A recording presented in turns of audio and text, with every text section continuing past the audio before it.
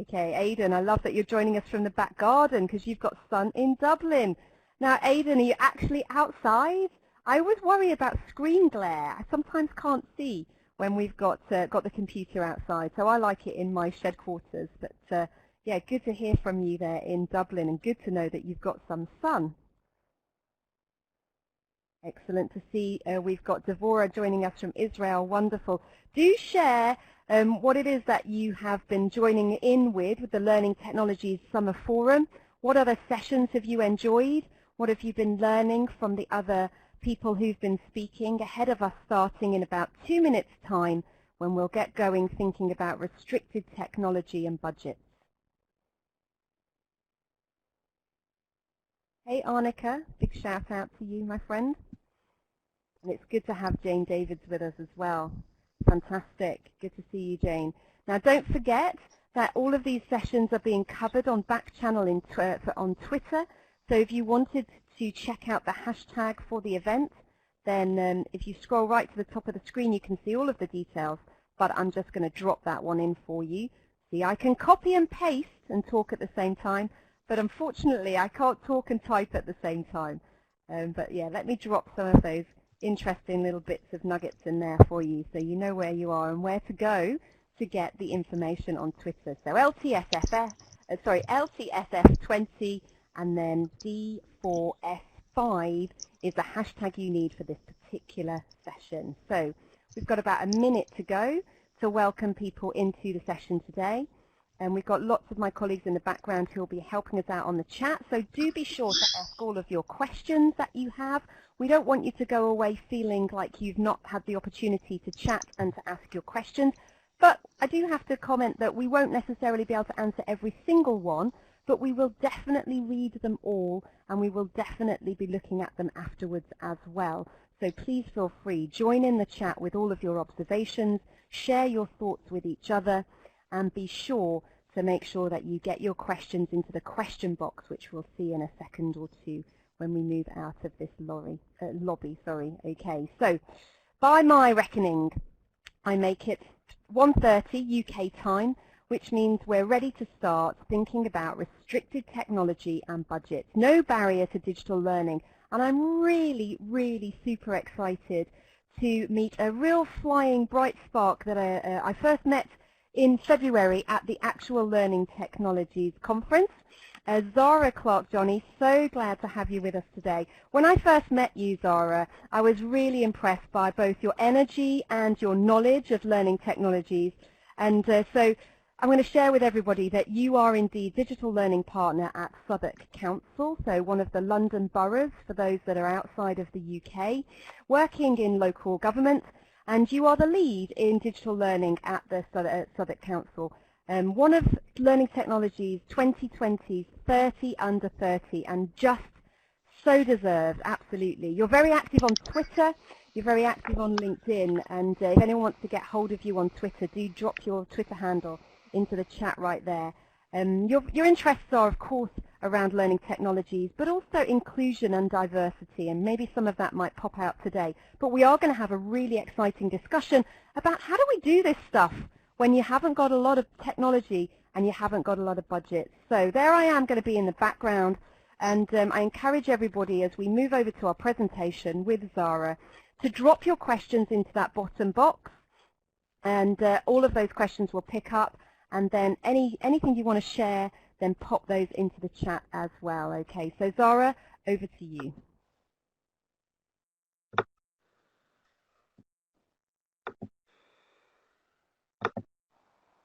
Okay, so hi, thanks Michelle. So yeah, I'm Zara, I'm Digital Learning Partner at Southwark Council. And this is going to be a case study presentation talking about some of the L&D challenges and wider challenges that we faced at Southwark over the last few months and our approach to them. And normally case study presentations take place after the event. Everything's gone great, it's been a huge success story. However, some of you may have noticed that we are still in the middle of a pandemic. It's not over yet, this isn't a finished story, but this will be our journey so far. And I really wanted to make this opportunity for us to all share and learn from each other. So I'm going to be sharing from Southwark's experience, but I'd also love to hear about from your experiences as well. So as Michelle said, feel free to ask questions and type into the chat box throughout so that we can keep this interactive. So let's get started. First question.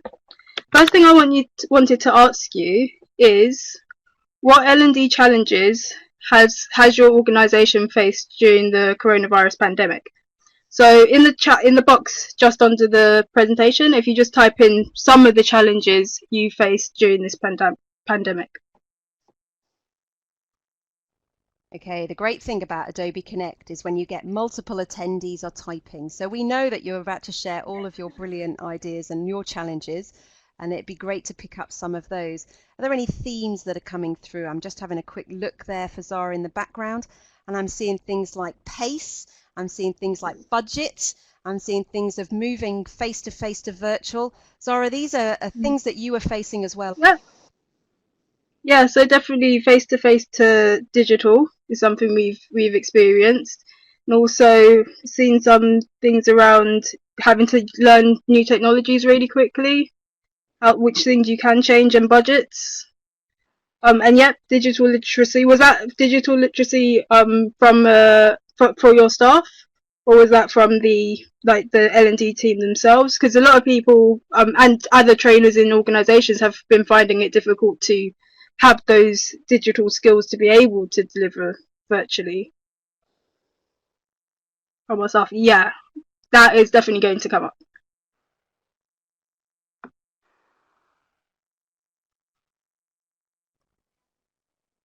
Okay, it seems that people have got the same sort of problems that you've got. Shall we hear about your situation? Yeah. So yeah, we have faced a lot of these challenges too, and I'm definitely seeing a lot of similarities. So I'm going to be talking about some of the challenges we faced and our responses to that, and hopefully you will be able to get some useful takeaways from this. But first, I need to introduce you to Southwark Council. So Southwark Council is in a London borough with over 300,000 residents, 4,000 staff, and covers 60 different services to support our residents and businesses across the borough. And Southwark's one of the most diverse boroughs in the world, and our workforce reflects that.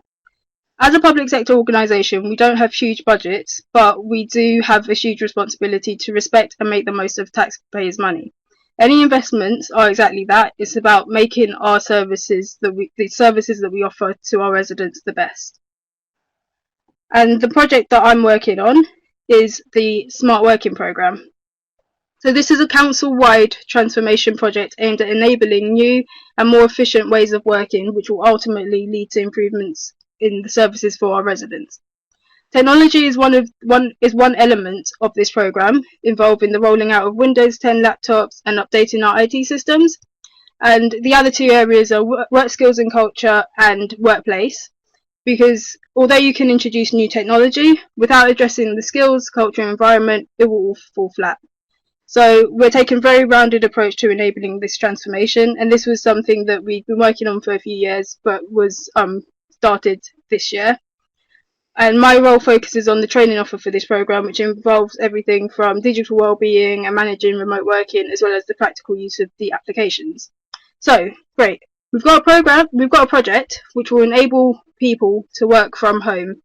And now we've just been faced with the biggest working from home shift that the world has ever seen. So this is perfect timing, right? Well, the Smart Working Programme was a 1 year project, and 2 weeks in, lockdown happened. Stay home, protect the NHS, save lives was the message from the UK government. Work from home if you can. And like all local councils, we offer key services to our residents, covering everything from housing support, social services, and public health. So it wasn't an option for us to just put our services on hold. We have to be able to keep working and providing the essential services that we provide. And this was a huge period of uncertainty for everyone. Then adding to this people's personal circumstances from shielding and homeschooling.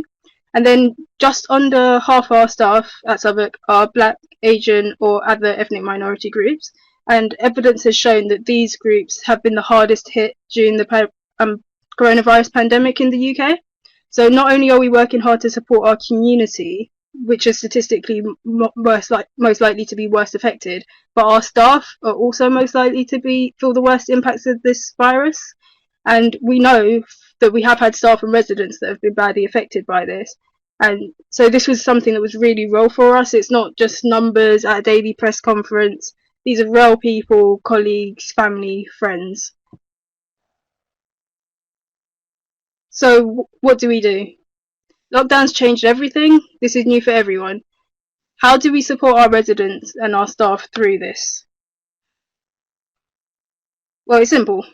Everyone just grabs their laptop and starts working from their home office. Perfect. Oh no, wait. Reality. Because for many people, this was the reality for them. Does anyone recognise this? Or maybe this was your reality. Because yeah, this was not working from home. This was getting through a pandemic from home. So you've got kids, family, pets around. You've got your people working from kitchens, working from beds, working from sofas, anywhere, and from any device. And let's not forget all the network issues that we've had. But as a public sector, not only do we need to support our staff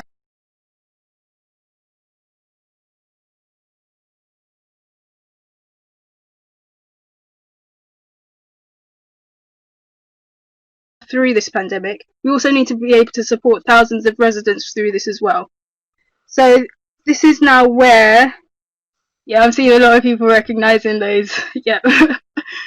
So this is now where L&D and smart working have played its role over the last few months to support our residents, to support our staff, to be able to support our residents.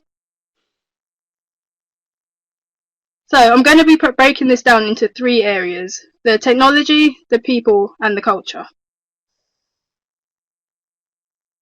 So to start off with, technology. Working from home? Meet Southwark Council. Safe to say we were not the most up to date when it comes to technology. And this is something that's shared across many public sector organisations. We're very desk-based, everything's kind of in person.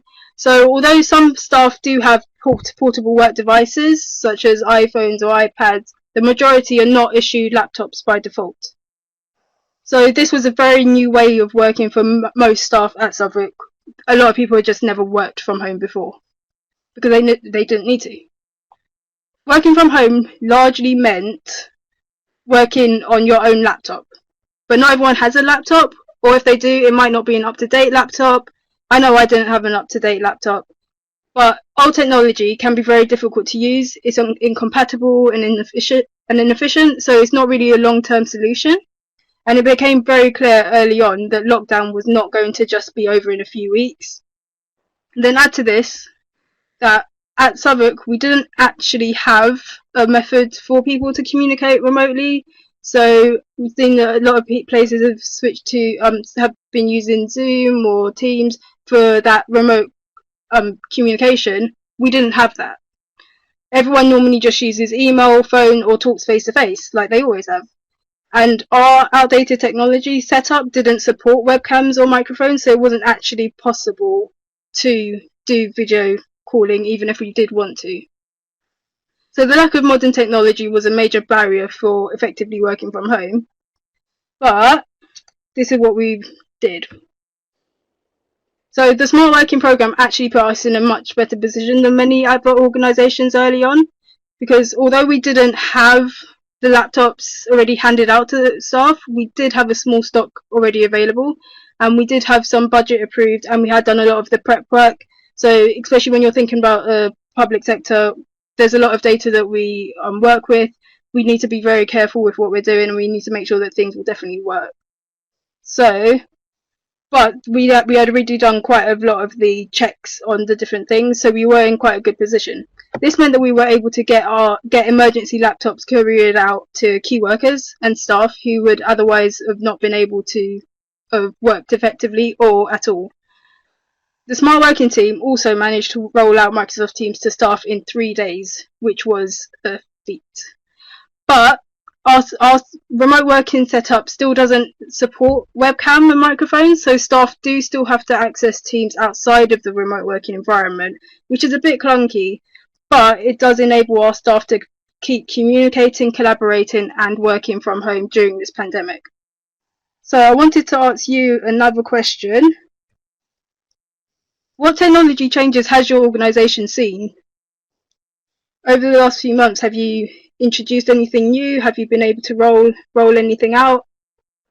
How have you been able to keep learning, communicating, interacting during this pandemic? To be the biggest thing. A few mentions for Office 365, that type of thing. So Microsoft seems to definitely be the winner.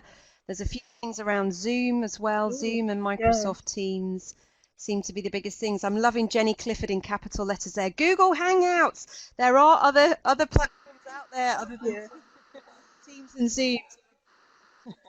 It does seem to be the way. Helen Carroll's there. It's gone with Adobe. Yeah, absolutely. Excellent. Okay. There are other options, yes. And I'm not being paid, so yes. Any other options? And Adobe Connect, which is what we're on now. But yeah, so Teams, a lot of places, Teams was and Zoom were quite a quick go-to, just because most places might already be using Microsoft programs, but then also Zoom is something that you can just quickly do. See, Phil says MS Teams and Zoom was not fully supported. That's what we had as well. And especially with the security issues that Zoom had early on, that it was quite a it was quite one that wasn't currently available for us to be able to use. But there were some features on MS Teams that didn't function for all of our meeting needs. So in the end, they did have to introduce Zoom, but it's only for very specific uses that we can't do on Teams.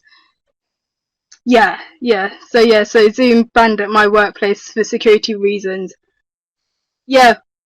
We've introduced it where it's a corporate setup, so they have got the security set up. We've done that before people, so because I think a lot of the Zoom issues comes from people not putting in the right security, whereas you can do that in a corporate account. It's not 100%, so people do still need to be careful. I mean, if people want to Zoom bomb, they'll work out a way. But yeah, a lot of the security issues, Zoom is a bit of a riskier one. But Teams is a bit more of a secure one. And yes, James, that is the main reason why we use Zoom, was for the conferencing, whereas Teams is more about our meetings, learning we're able to do on Teams, and all our internal stuff we're able to do on Teams. But yeah, and Google Hangouts, so that I mentioned in some other ones, WebEx, anyone else.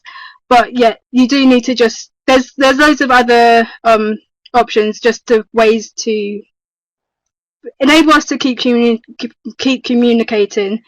And yeah, like Michael said, none of them are perfect, but they do have different uses, and it's just something that for us, from an organisation that didn't have any method of staying in touch remotely, this was something that meant that we can still continue, we can keep meeting, we can keep learning. And from a learning point of view, without this, we would have been stuck. We would have just been left with just e-learning. So those were some of the things that we've introduced. Also, people mentioned Miro and some other ways, which are, for us, we use quite a lot of Menti. And those are things where you use it alongside one of the video tools, video conferencing tools, but it helps with that interaction. And although, yeah, people do quite quickly adapt to that, and to the alternative of you don't necessarily need a post-it note, there's other ways that we can still get that interaction going. Cool. But I'm going to move on now to the people. Thank you. Okay, so people. At Southwark, the digital skills are very varied. So we've got some staff who can just pick up a laptop, start any new piece of technology, and they're just good to go. They don't need any support on it. We've got others that would need support with how to be able to log in, how to turn it on in the first place. We need to be able to cater for all of these different needs. So at So some people have previously been put off with learning new digital skills. They don't really need to learn new digital skills to carry out their roles, but lockdown's changed all that. You now have to learn new skills to be able to continue working. And some staff were now using a range of different work devices. For the Smart Working programme, we knew exactly which type of device people would be using, so all of our learning content was geared towards that device. If you've ever used Teams or Zoom, that some of the things on there, and Adobe, all of these, that if you're using mobile, if you're using tablet, if you're using laptop, if you're using web, there are differences, and that was something that we hadn't created any content to support those differences and how it works. And although for someone, if you're quite a technically savvy person, you'll be able to pick up any device, see it, and notice like, oh wait, this is the same thing. It might be a slightly different layout, but for people where the technical things are a bit harder, when it's a bit harder for them to pick it up or their digital skills are a bit lower, then actually they do need to be shown that specific device and have the resources for that specific device. And our technology setup prevented us from using the full configuration of Teams, so it wasn't possible for us to just curate or find an existing resource for the other for training or using different devices, because our version of Teams just doesn't work like that. But what we did need to do was to be able to support staff urgently to be able to keep them meeting remotely, to enable them to keep meeting remotely. So just before lockdown, as part of the Smart Working programme, we had launched a digital skills portal. This is a section on our LMS. So the LMS was something that we already had in place. Throughout this, I'm going to be talking mainly about things that making the most of what we already have. And then, some that it did have to be new. And this was a section on our LMS focusing on supporting staff to covering a wide range of digital skills, so everything from wellbeing and security to collaboration and applications. And here you can see on the so on the digital skills portal on this chart, you can see that 9th of March to 15th, this is showing the time, which was 2 weeks before lockdown officially started, and this is at 6 views. So we were getting 6 views on our digital skills portal. And then 1 week, so 1 week later, so 1 week before lockdown, this jumps up to 200. So that's a huge leap. And then over the first couple of weeks, 20% of our office-based staff had used the digital skills portal, which is great. But people are looking for self-service support in the right place. But there was also a massive peak in queries that we were receiving, because although we did have some resources on the portal, these didn't meet the needs, as they weren't designed for the situation and they weren't designed for the range of devices that people were now using. And so we did need to, but creating new content does take time, and that's something that we didn't have. So just before lockdown officially started, we started offering daily live virtual sessions to meet the learning needs for Microsoft Teams training, and also running live Q&As. Live sessions were quicker for us to start running, and also give staff a chance to ask questions, realise that they're not the only ones with questions, and get more direct support. We knew that there was a lot of nervousness from some staff, and this was a massive change, so we wanted to ensure that they were closely supported. And it wasn't a polished course, but it did meet our urgent need, and we were then able to improve and update as changes happen. And with Microsoft Teams especially, they've had a lot of changes, and a lot of the technical solutions are constantly updating things over this period because there's the demand. In between this, we also started creating content to cover a wider range of devices. Due to our old infrastructure, we couldn't source directly from Microsoft because our version doesn't work like that. But we just had to use the existing software that we had, built-in tools that were freely available. So the Windows 10 laptops have some built-in video editing tools. We do have there's online things like Canva. Other people can share other resources, so feel free to type in any like free or low cost resources that you found really useful. And then these enabled us to quickly expand our content creation capacity. So we were able to create a mix of videos, guides, infographics that were hosted on our digital skills portal and quickly addressed supported people with a wider range of devices. And although some of the tools were not the most advanced, they did still enable us to create that content without having to increase our costs. We also, at Southwark, we're quite lucky that we do have very supportive senior leaders. We had some senior leaders attending sessions themselves and accessing content themselves, and each of our senior leaders has got a weekly email blog that they write. So we actually had senior leaders choosing to write about joining the sessions, accessing content, using the new technology, which was really helpful in terms of promoting and championing the change. But we are still in a pandemic. And it's one thing being able to support your staff to practically keep working, but this means nothing if you don't support their well-being. It's been stressful. It's been a stressful time for many, especially over the first month or two, which were filled with uncertainty and anxiety. And at Southwark, we know it's been especially difficult for staff that have been personally affected by loss and some of the long-term effects of the virus. So it's been and will continue to be a key priority for our staff's mental health and well-being to support our staff's mental health and well-being. So what we've done in this area is working alongside HR, organisation transformation and other teams across the council. We've launched a range of content as part of our holistic approach to supporting staff during the pandemic. Some of the content was new, recognising the uniqueness of the situation, but other content we were able to source from existing resources, either internally or externally, so curating different things, and then this helped us to save time and costs so that we could get the resources out quicker. We've also started offering a series of mental health and wellbeing webinars, as well as managing remote working webinars. So a couple of people have been mentioning how to onboard people remotely. So we've started offering recruitment droppings about that. And also just, about the teamwork, keeping your team engaged, offering a range of different types of support in that area, because that's another way to help people through this pandemic and support them.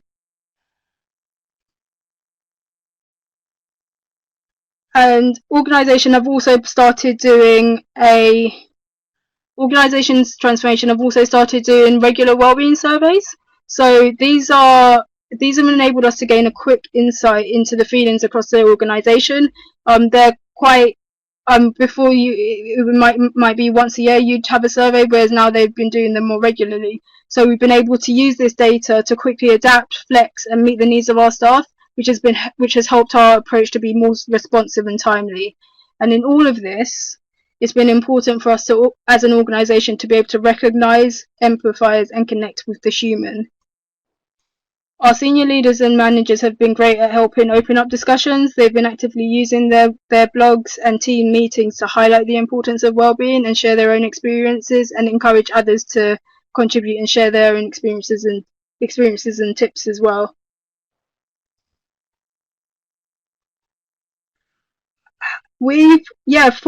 So just reading some of the comments, we've had a mixture of some sessions that are specifically for managers, but then others, it's been for all staff. So there's something for everyone, because this affects everyone.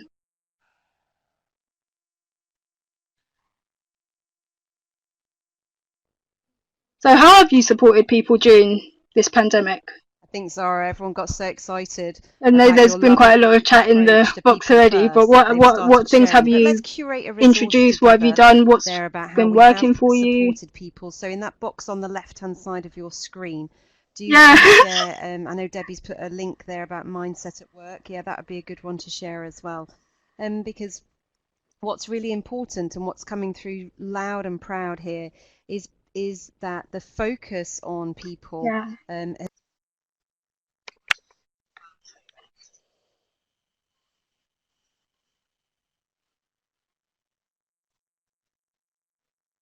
seem to be very supported.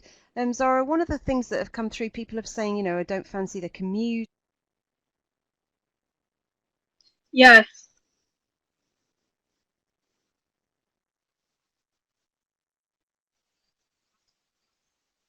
No. So we're looking towards, nothing's been confirmed, but we're looking towards, just because of government announcements and things like that, that potentially can start reopening from September, but nothing will be mandatory. We don't have all the laptops out yet. It's still in progress, but that is kind of part of our commitment to say that we're getting these laptops out to you because so that you don't have to physically come in. We are in central London. We don't offer staff parking for most because the public transport's there. It's good. It works. So us asking people to come into work would basically be forcing them to have to use public transport, unless they can cycle or walk. So it's really important for us to make sure that they are properly set up to be able to work from home as long as they need to, and are comfortable to, I'm encouraged. And are safe to, because not everyone can physically come into the office. People first. I think something's definitely shifted. Oh, yeah, yeah, definitely.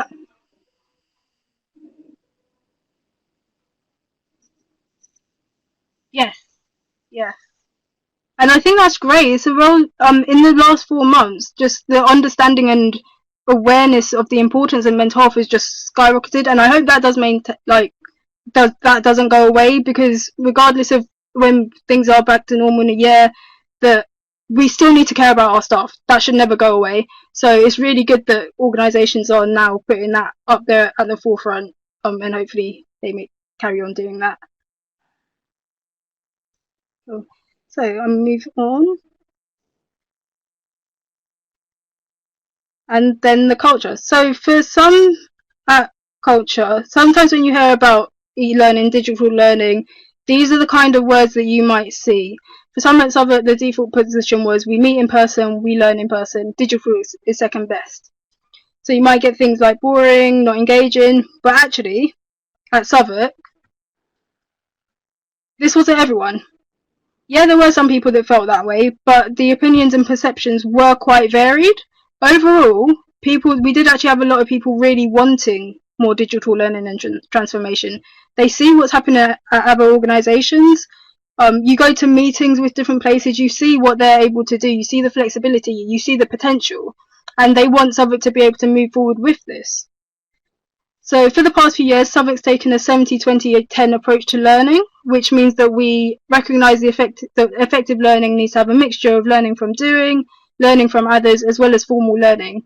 But in this, staff and learning and development have been quite limited to apply the 70-20-10 approach to digital, because we just didn't have the technology. So it's been stuck just with largely being face-to-face with some digital e-learning. But so this was before the pandemic. We had quite a variety of opinions, some open to it, some very reluctant. But since lockdown, this is what we've actually seen.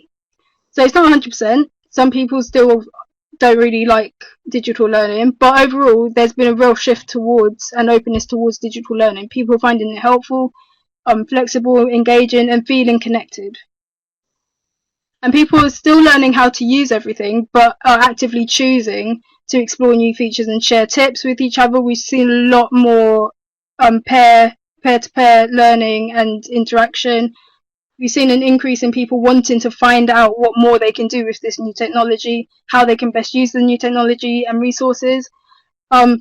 Unfortunately, not everything's working for us just yet. I mentioned that we don't have all the laptops out yet, so that's causing some barriers. So it's slightly hard to manage expectations, but it's really good to see that there's an appetite for this, that people want to be able to do more, and that they're seeing wanting to know how we can best use this for our everyday work, learning, and in our services for our residents. So what does the future...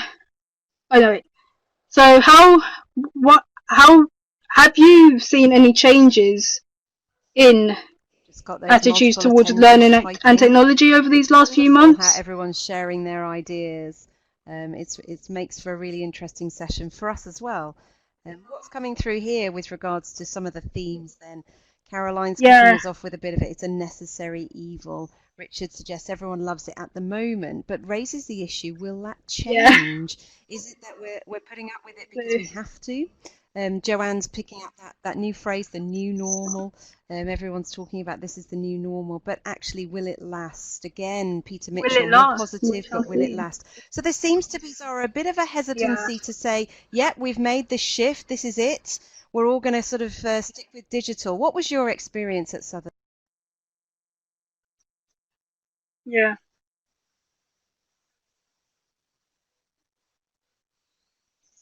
Yeah.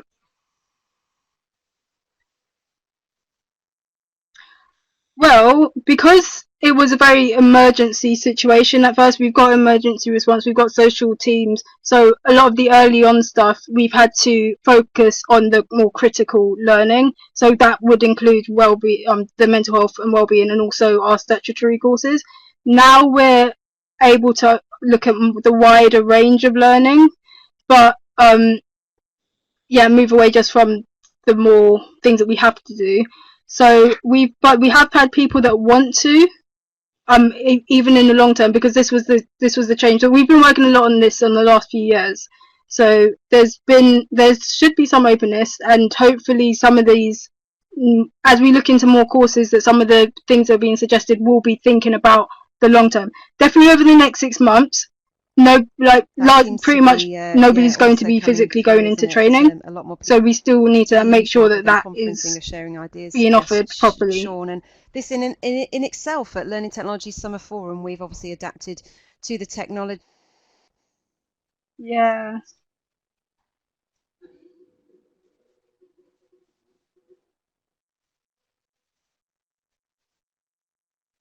yeah,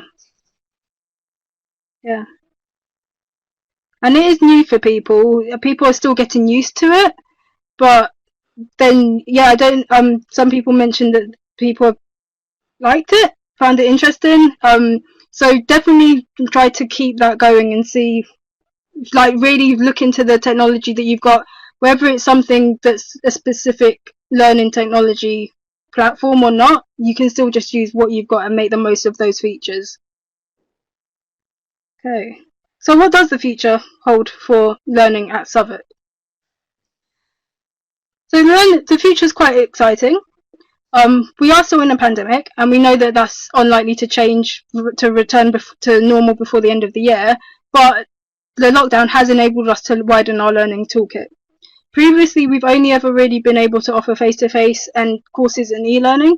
Other digital learning options weren't really tools we could use. So, and we're not ever going to be 100% digital. We wouldn't want to be. That wouldn't be suitable or the best approach. But we are now in a position to expand our 70-20-10 approach digitally and embed and have a wider blended learning offer. Using digital options will also enable us to open up more learning to the whole council. So this is one of the key reasons why we've had people really interested in digital learning even before lockdown happened, because we do have many offices and locations spread across the borough.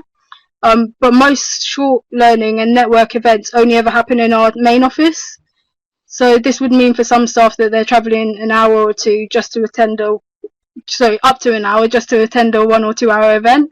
So it wasn't really accessible. Whereas now in the future, now that we've got the technology, we've got that ability, and we know that people are on board with it and want it, we are able to enable access to our shorter learning events remotely, so people can access it wherever they're based. And this shouldn't mean that it's the second best experience. This does need to be done carefully, and to ensure that people joining remotely are still included and engaged. But it can be done well and lead to better inclusion, time savings, and cost savings.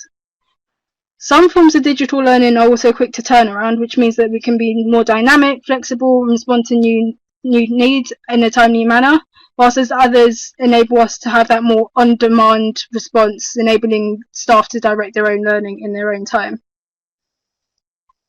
And we now know that there is a growing appetite to digital learning and the skills that staff actually have to access that digital learning or use it for their own sessions. And this is largely because lockdown has accelerated digital transformation. The disruption has enabled us and forced us to achieve a lot in a short space of time, but as people mentioned before, this was under intense and unusual circumstances. There hasn't been a choice but to learn digitally over the last few months. But so we need to make sure that we are now going back over the things that we've created, trying to make sure that we're definitely making the most of the technology, thinking about that interaction, thinking about the engagement, thinking about the long-term blends. Where could digital fit in? And so I would definitely recommend over the next 6 months to think back on what you've done. There have been some rushes, there have been some quick fixes, but really try to make the most of this opportunity, because let's be serious, you're not going to get you might not get another one. And finally, mental health and wellbeing will continue and should continue to be a key priority for everyone. So that's not going to change, but we are expecting our budget to be lower. And previously in the recession, it might have been that we had to, but the budget cuts meant learning cuts, whereas now we've got digital as an option. We should be able to help use digital as a way to still be able to have a offered learning and use different tools to help us to prevent cuts to learning, because we're now heading into a lower budget, but we're heading into it with more tools to help us to maintain this momentum.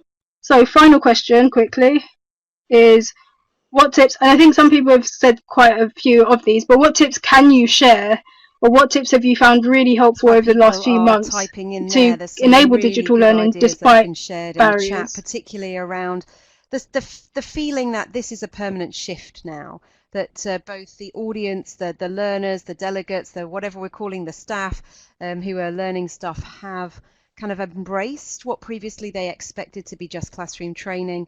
And then similarly, there's some questions really and ideas coming through around the organisations are actually a bit more accepting of it. So these tips that we've got coming through, thanks to Nigel there, Roffey Park's resilience model, keep it simple, says both Sarah and Michael. Yeah. So there's obviously something in that if two people are coming straight off the bat with that idea. And Richard's sort of picking up on that. It's a marathon, not a sprint. We need to look after our own well-being despite the urgent need for implementing digital solutions for learning. So I think there is a sense that's coming out of today that we're in it for the long haul, Zara.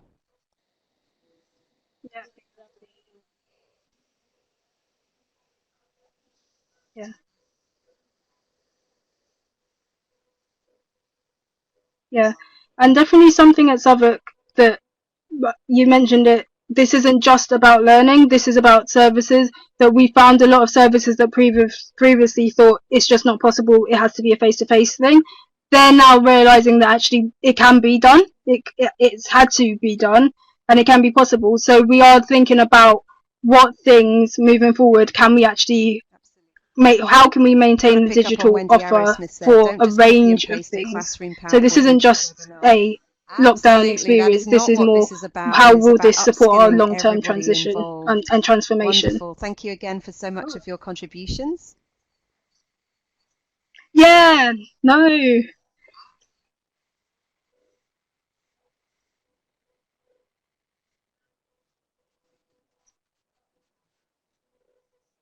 Cool. So quick wrap up is just the key takeaways. So first, it is possible. There was some doubt, but people have proven that it is possible to do it. We can meet and learn online. We can do this. It's worth it. It's worth investing in both digital and both in terms of technology and learning. It doesn't need to be expensive. There are low cost options out there that people have shared throughout this. So thank you for those. But yeah, it's worth investing that time to create the good learning experiences, especially over this period, because this is the best opportunity we have to showcase this. It's open. it's more accessible to people. You don't physically have to travel here. We've had people join in from Singapore, from Mexico. That wouldn't have been possible unless you got on a plane. And it's long term. Don't think about this as this is just a lockdown issue. We need to be thinking about what will be the long term impact. How can we make sure that this is a genuine option in the long term? And then finally, we can do more. With this pandemic will impact budgets, but we now have digital as an option. Look into it. How can we make this a good experience as a long-term potential? Because now we've got the technology, the skills and culture in place. We can do more. It is possible, and it will help us improve our services, both for staff and then for residents. So I'm going to start you off, Zara, with a couple of really brilliant ones, quite frankly. Steve Starrett talked about well-being, and he talks there about your feedback around the lack of socialization, the work relationships. You know, it's great moving to digital. It's great that we can do it cheaply and that the technology doesn't become a barrier. But what about that human element of actual relationships? What have you found? Yeah.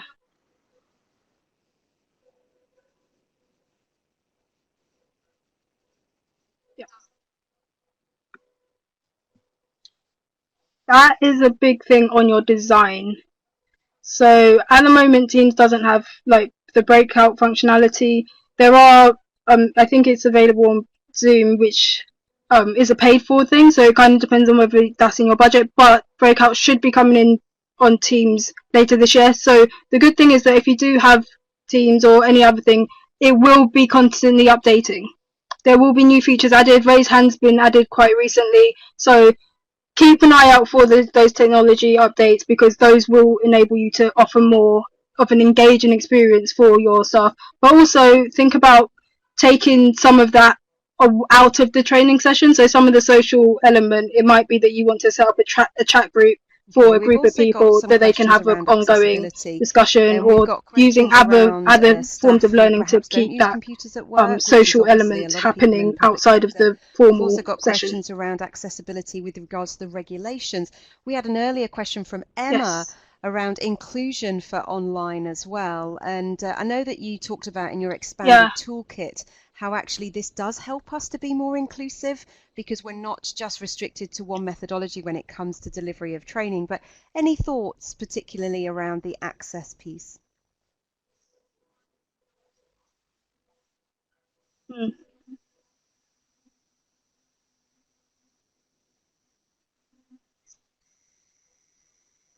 Yeah, so for our face-to-face staff, so largely the things I've talked about would be for those office-based staff that do use computers in their day-to-day jobs. For those other face-to-face staff, then there's going to be a bigger piece that we'll need to do.